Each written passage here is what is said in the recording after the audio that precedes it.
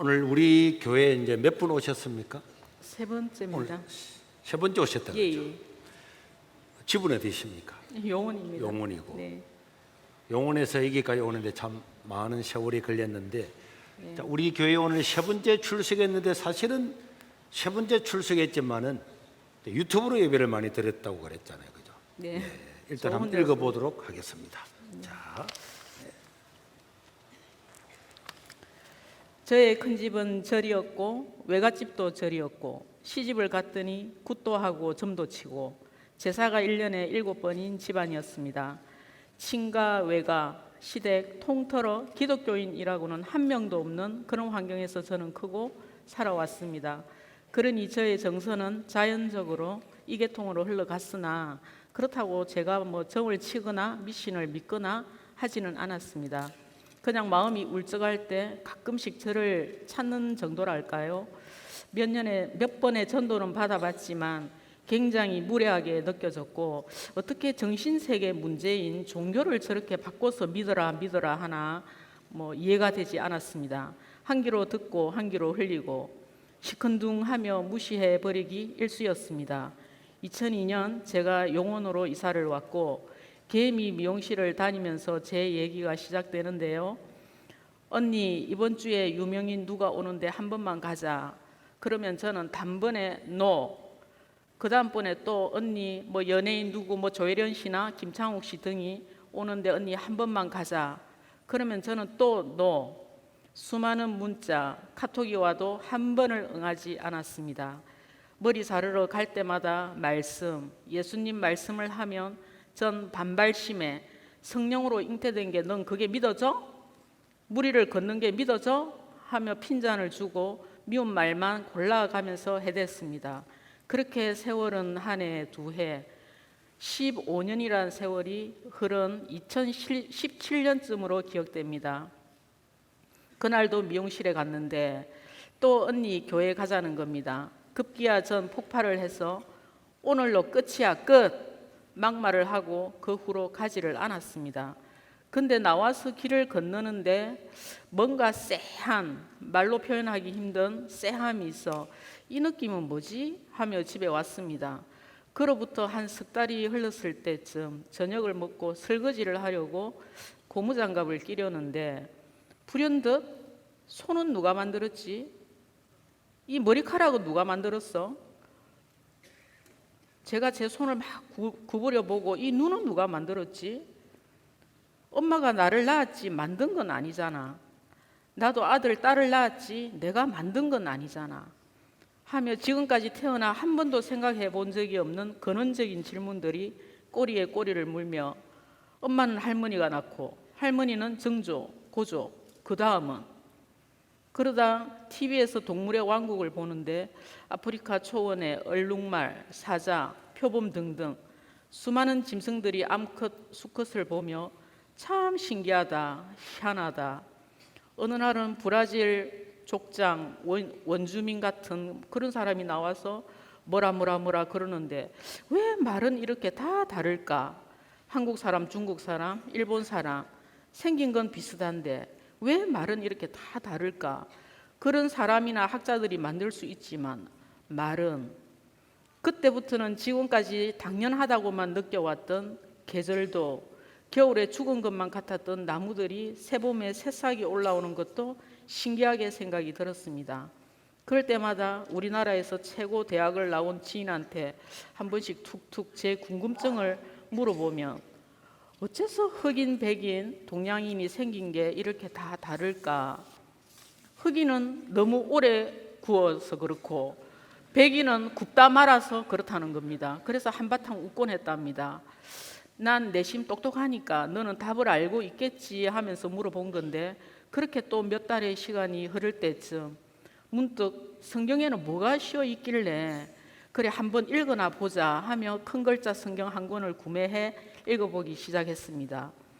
근데 창세기를 읽는데 제가 궁금해했던 것들이 다 있고 믿어지는 거였습니다. 이 책이 사람이 과연 상상해서 지어낸 신화일까? 나라마다 건국 신화가 다 있겠지만 이 책은 사람이 지어낸 내용이 아니라 하나님이 천지 만물을 창조하시고 인간을 지으신 후 우리에게 주신 사용 설명서 같은 책이구나.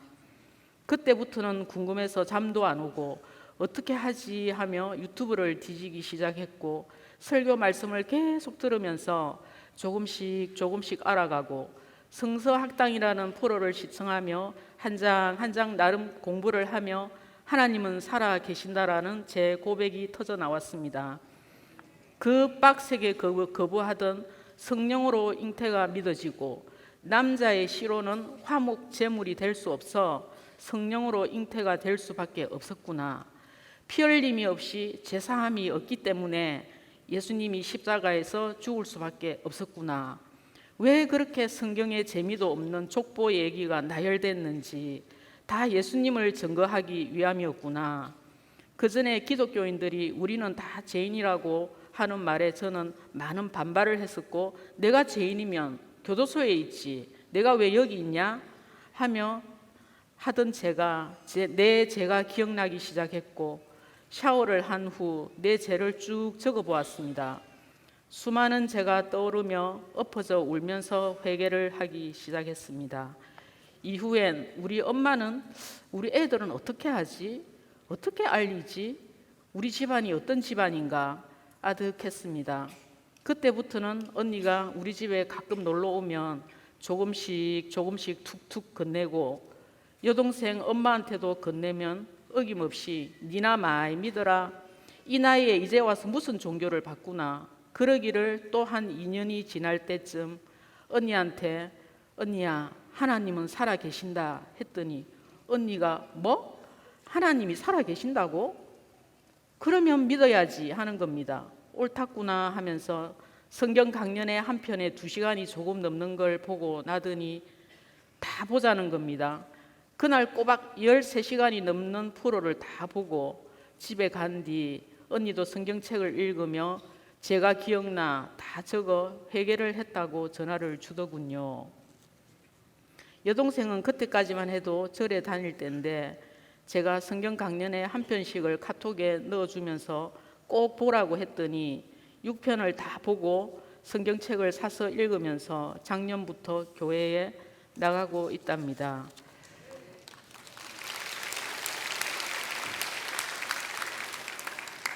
지금으로부터 8, 9년 전쯤에 아들이 군대에 입대할 때쯤 윤일병 구타 사망 사건에 온 나라가 시끄러울 때에 저 자신도 엄마로서 저도 많이 심란했었고, 내가 할 수 있는 게 기도밖에 없구나 하면서, 그때는 제가 예수님을 믿기 전이었으므로 동생이 보내준 법화경 한 권을 열심히 필사하면서 아침마다 아이를 위해 부처님께 기도했습니다.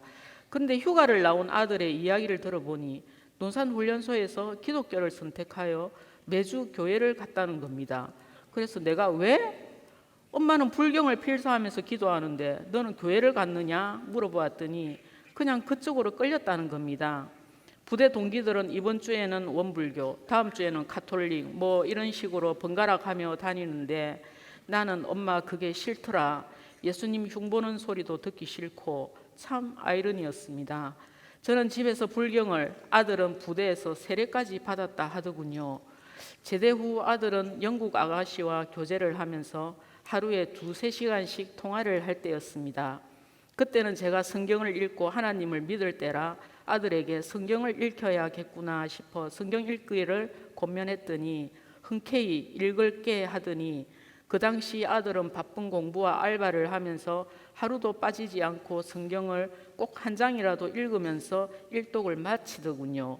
그러면서 아들도 설교 말씀도 듣고 성경 강연에도 반복해서 듣곤 했습니다. 어느 날은 아들은 사귀고 있던 영국 여자친구가 구약을 아예 모른다며 자기가 구약을 읽으라고 했는데 그 후부터는 같이 성경을 읽으면서 둘의 관계는 더욱 돈독해지기 시작하면서 지난 8월에 영국에서 결혼식을 올렸답니다. 끝으로 올해 90세가 되신 저의 어머니 말씀을 하려 합니다. 제 엄마의 성장 배경을 볼 때 외갓집도 절, 시집오니 시댁도 절집, 거기다 어머니는 글을 모릅니다. 너무나 깊이 박혀있던 미신, 기타 등등 엄마를 어떻게 하지 늘 제 마음속에는 숙제로 있었죠. 그래도 우리 자매들이 한 번씩 모이면 엄마 하나님 예수님을 믿어야 천국 가. 그러면 부처님은 아무 백도 없는가 하면서 신경질적인 반응만 계속 보였고 화를 불같이 내며 나 집에 갈란다 하며 그러길 여러 해였죠. 그러다 올 추석 때 우리 자매는 또 다시 본격적으로 설득하기 시작해서 드디어 그래 내 예수 믿을게 라는 말을 들을 수 있었습니다. 그러면서 이번 제사만 지내고 제사도 없애고 장롱 위에 모셔둔 것도 없애고 부적도 다 떼고 하더군요. 얼마나 놀랍던지요. 지난 10월 18일 아버지 마지막 제사를 지내고 장롱 위에 모셔둔 것도 다 처리하고 부적도 다 뗐답니다. 그러면서 기독교 방송을 틀어달라는 것입니다. 아, 엄마 데리고 내가 이제 교회를 가야겠구나. 엄마가 어디서 들었는지 세례를 받고 싶다 하길래 드디어 10월 22일 날 처음으로 세계로 교회를 나왔답니다. 그 전에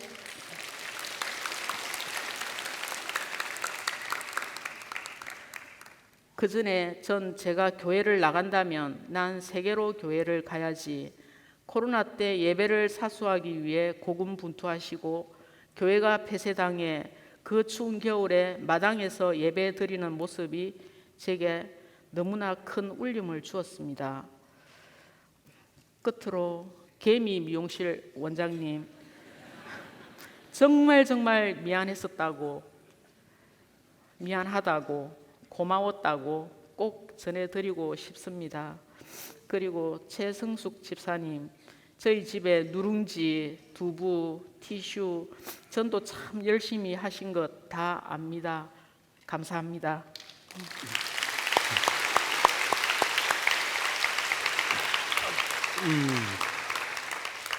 어머니도 이제 3주 나왔고, 예. 네. 언니는 네, 같이 저 언니는 이제 나와요. 원래 집이 양산이잖아요. 예. 양산인데 언니도 이제 3주 나오고 어디 앉아 계시죠? 아까 전에